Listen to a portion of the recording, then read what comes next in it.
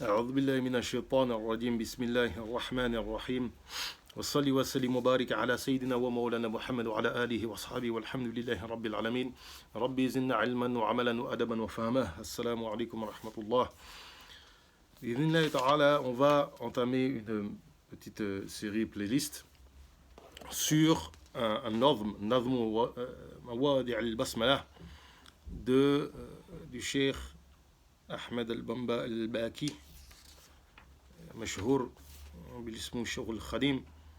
Donc le Cheikh Ahmed Bamba al-Baki qui est connu sous le nom de Shoghl al-Khadim de Serigne Touba chez les Wolof au Sénégal en général, qui est un nazm qui traite des ahkam de la basmala. C'est un texte qui semble très intéressant de traiter et qui se base sur ce qui est rapporté dans le Mukhtasar de Sidi Khalil, qui est probablement, pour le savoir, Shoghl al-Khadim a mis en vers un certain nombre d'ouvrages classiques dans certaines sciences de l'islam.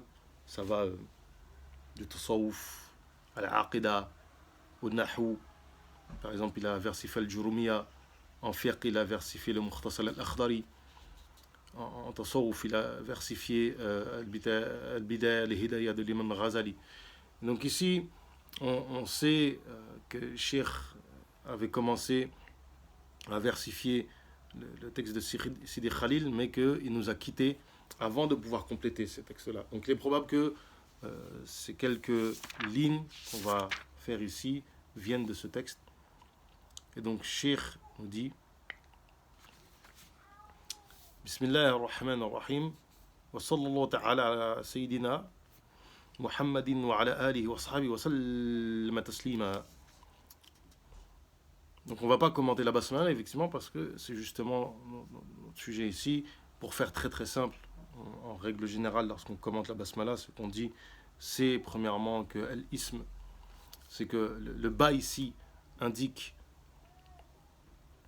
qu'il y a une chose qui est mahdhouf, une chose qui est sous-entendue, qui n'est pas prononcée mais qui est sous-entendue. Et on dit que c'est abda'ou ou a'udhu, donc soit je commence par ou je cherche protection, et le bas est un bas par lequel on cherche l'aide. Et le ism, c'est le fait de désigner une essence ou une idée. En l'occurrence ici, c'est en Bismillah, le nom d'Allah Ta'ala, c'est Ismul Mufrad. Certains ont même dit que c'est Ismul A'zam. C'est le nom d'Allah Ta'ala qui à la fois désigne son dhat, son essence, ce que lui-même est en tant que lui-même, et l'ensemble de ses attributs, l'ensemble de ses sifat.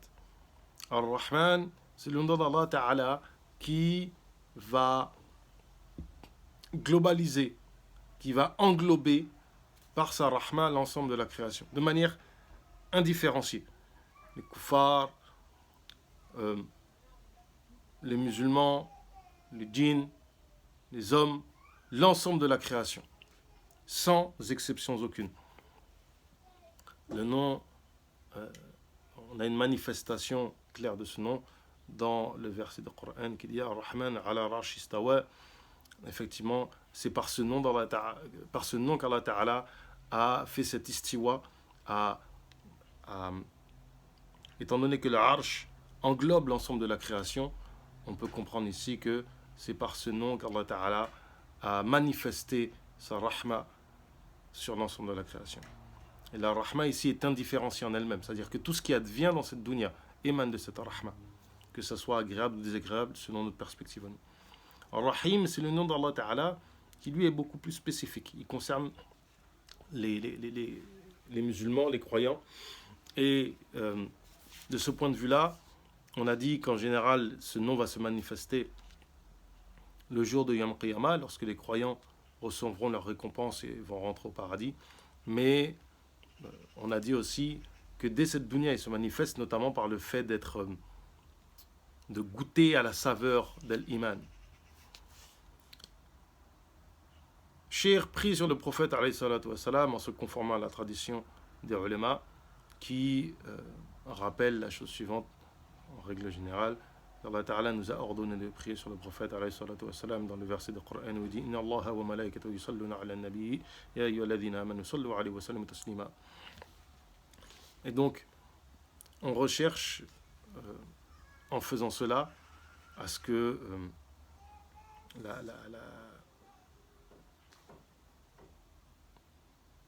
la prière soit faite. Sachant que le dhikr d'Allah Ta'ala, s'il n'introduit pas une chose, cette chose a peu de baraka, comme c'est rapporté dans le hadith.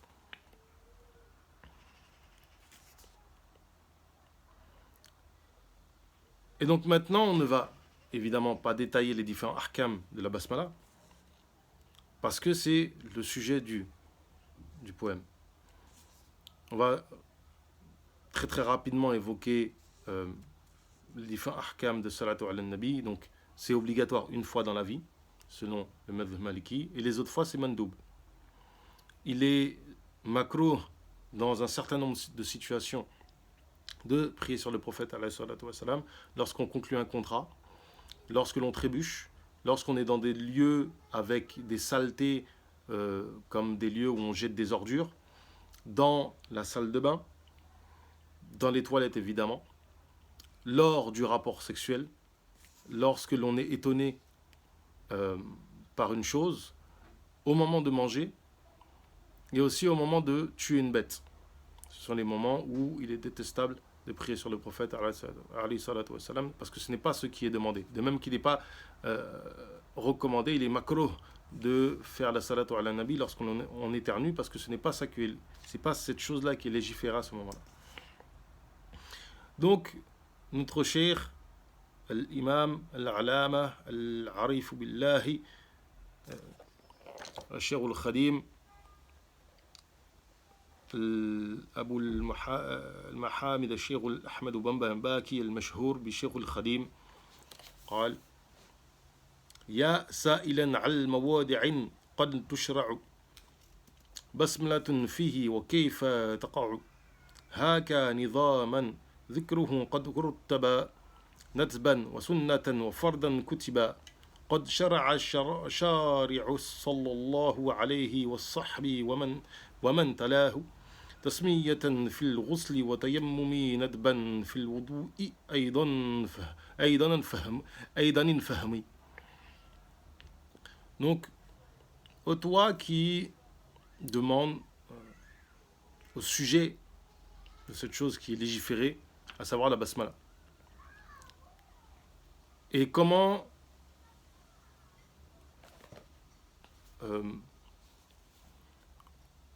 pratiquer cela, comment adviennent ces différents statuts. Quels sont ces différents statuts? Donc, préserve, fais attention à ce norme qui évoque les différents rutiba, les différents on va dire les différents degrés, mais ici c'est les différents statuts de la basmala.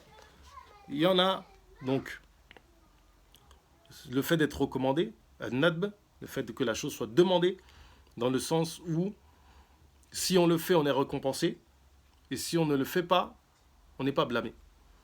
Wa sunnah, c'est un degré supérieur au nadb, c'est-à-dire que il y a dans le statut, le hukm shar'i du mandoub, le fait qu'il y a chez les Maliki sunnah qui est le plus haut niveau, raghiba qui est un niveau en dessous, et mandoub qui est le niveau simple. Mais le terme mandoub désigne en général, de manière générale, tout ce qui n'est pas obligatoire et qui est demandé. C'est-à-dire tout ce qui, si on le fait, on est récompensé, et si on ne le fait pas, on n'est pas puni. Le statut de sunnah, il a son importance dans la mesure où c'est un statut légal, une chose qui n'est pas obligatoire, qui est demandée. Et on considère ce qui est sunnah, on le définit comme étant ce que le prophète alayhi salatu wa salam a fait de manière régulière, constante et en public. Le raghiba, c'est ce que le prophète sallallahu alayhi wa sallam a fait de manière régulière, mais pas en public. Typiquement, il n'y a qu'une seule chose qui a ce statut-là, c'est les 2 rak'a de salat fajr.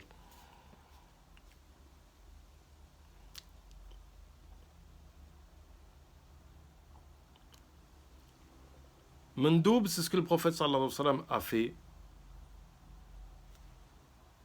qui n'est pas obligatoire, il pouvait le délaisser.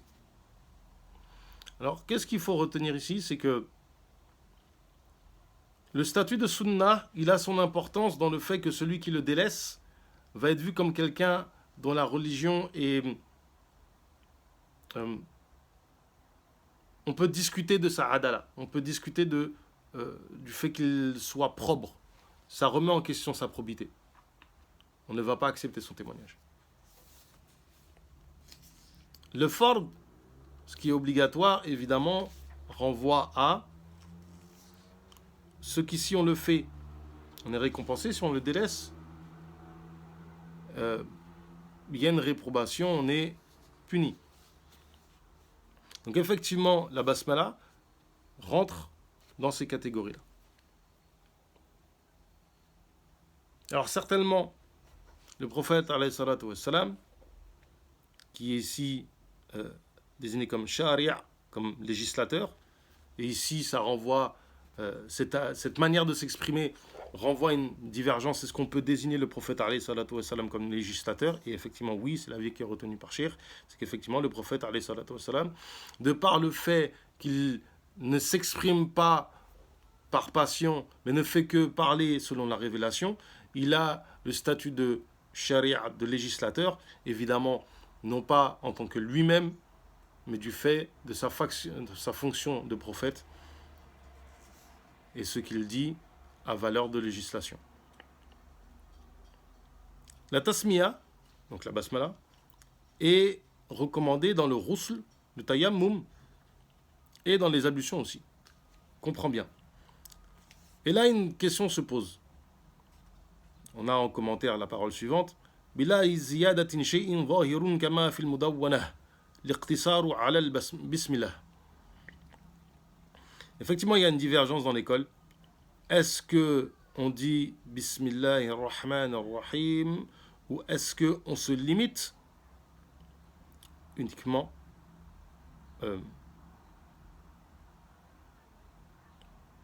au vocable Bismillah?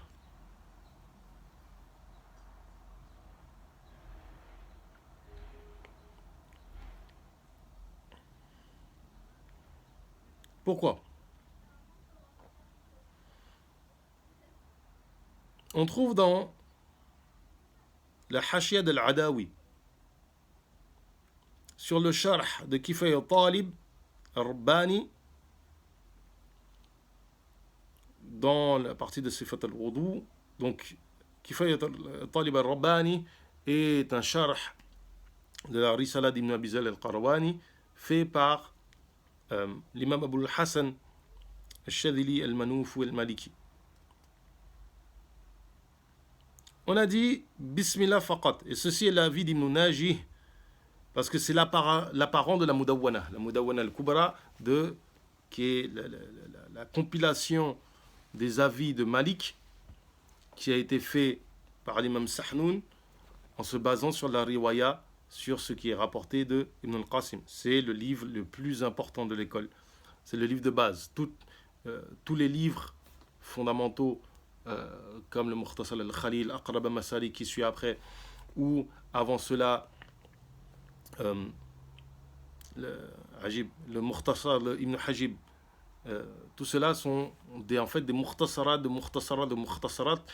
parce que parmi les premiers mukhtasar qui a été écrit, c'était un mukhtasar de la Mudawwana.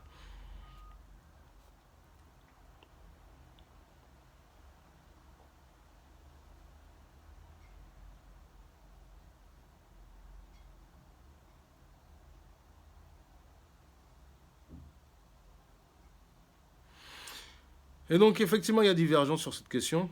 Al-Adawi commente en expliquant que certains ont fait prévaloir l'apparence de la Mudawwana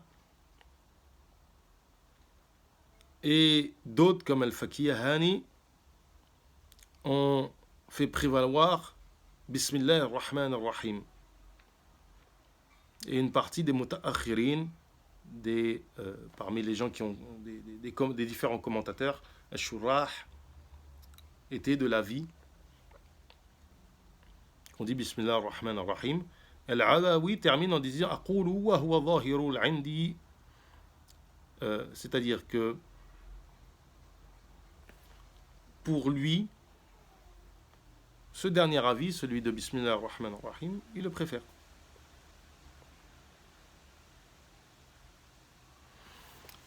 Donc, ce qu'il faut retenir ici, c'est que cette divergence-là,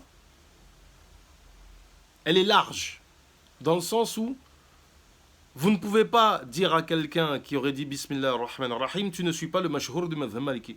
De la même manière que quelqu'un qui dirait Bismillah, tu ne pourrais pas lui dire tu ne suis pas le mashhour du madhhab maliki, parce que les plus grands savants d'école ont divergé sur la question, n'ont pas strictement tranché.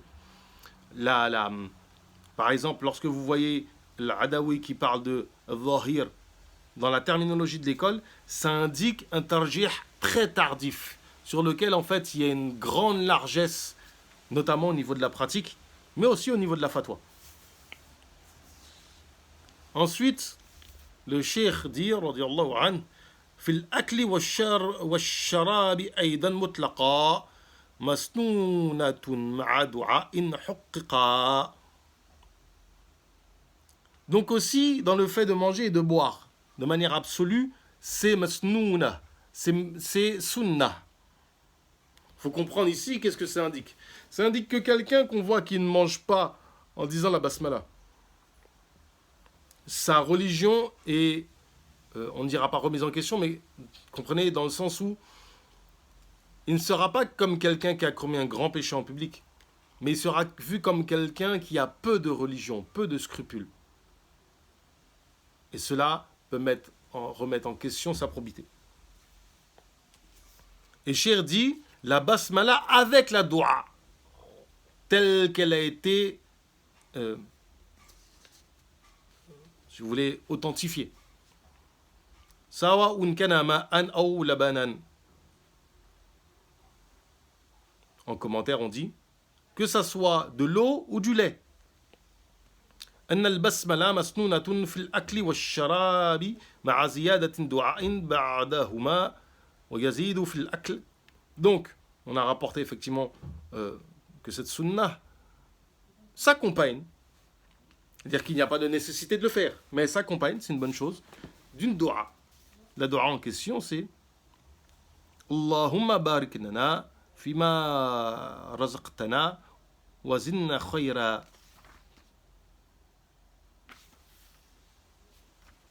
Donc, on rajoute lorsque l'on va manger, Allah Ta'ala met de la bénédiction dans ce par quoi tu nous as substanté, et rajoute-nous du bien.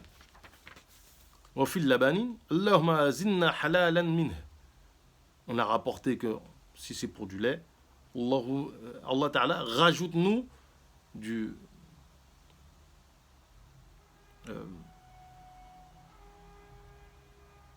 ici c'est du halal, de la douceur par lui. ويقول بعد الفراغ من الماء الحمد لله الذي جعله عذبا فراتا ولم يجعله ملحا وجابا بعدله وفي رواية عذبا فراتا ولم يجعله ملحا وجاجا بذنوبنا. Et on a dit aussi, on a rapporté au sujet lorsqu'il s'agit de l'eau, de faire la formule en disant Alhamdulillah à celui qui a fait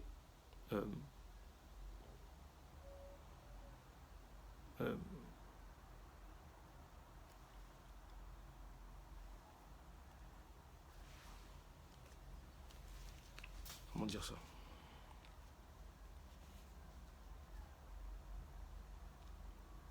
qui a fait de le furat, c'est ça revient à l'Euphrate, donc en fait de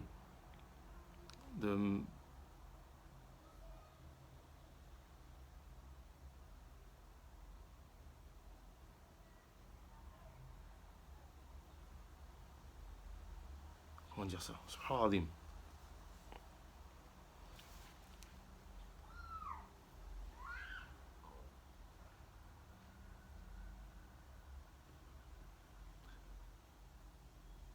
l'idée, c'est la suivante, c'est qui a fait que l'eau soit douce, que l'eau de l'Euphrate, l'eau de la rivière soit douce, et n'a pas fait que cette eau soit salée. Et on reprécise bi'adli par sa justice. C'est-à-dire qui a fait que cette eau soit agréable en fait à boire. Et ne l'a pas fait comme étant une chose désagréable à boire.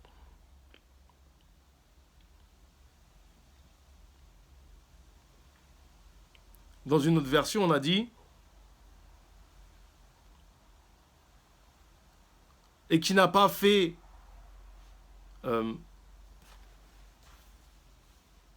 que l'eau soit saumâtre par nos péchés.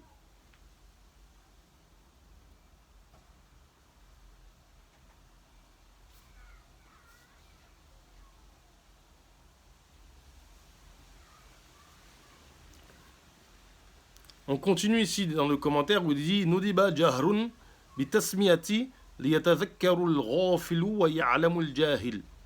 Il est mandoub de le dire à voix haute pour que celui qui a oublié de la dire la dise et pour que celui qui ne connaisse pas soit informé. C'est-à-dire qu'il apprenne que c'est comme ça que l'on fait. Wa inna siya fil awwalihi qala fi athnaihi bismillah awwalan wa akhira وفي رواية بسم الله في أوله وفي آخره فإن لم يتذكر حتى فرغ قرأ سورة الإخلاص فإن الشيطان يتقيه ما أكله منه. Celui qui a oublié au début, qu'est-ce qu'il fait? Il dira Bismillah fi awwalan wa akhira. Donc Bismillah au début et à la fin. Dans une autre version, Bismillah à son début et à sa fin. Et celui qui ne se rappelle pas et qui a fini de manger, ici, Cheikh dit une chose intéressante. Il rajoute quelque chose. Alors, la source, je ne sais pas, mais de réciter Surat al-Ikhlas pour compenser l'oubli. Et là, il est rapporté une chose qui est connue dans la Sunna, c'est que Shaitan vomira ce qu'il a déjà mangé. ربي زدنا علما وعملا وأدبا وفهما وهب لنا يا أكرم في التلاوة خيرا كثيرا منك والحلاوة اللهم آتنا في الدنيا حسنة وفي الآخرة حسنة وقنا عذاب النار اللهم نسألك إيمانا يرتدو ونعيما لا يرفد وقرة عين لا تنقطع ومن رفقة نبيك سيدنا محمد صلى الله عليه وسلم صلي وسلم وبارك على سيدنا محمد وعلى آله وصحبه والحمد لله رب العالمين.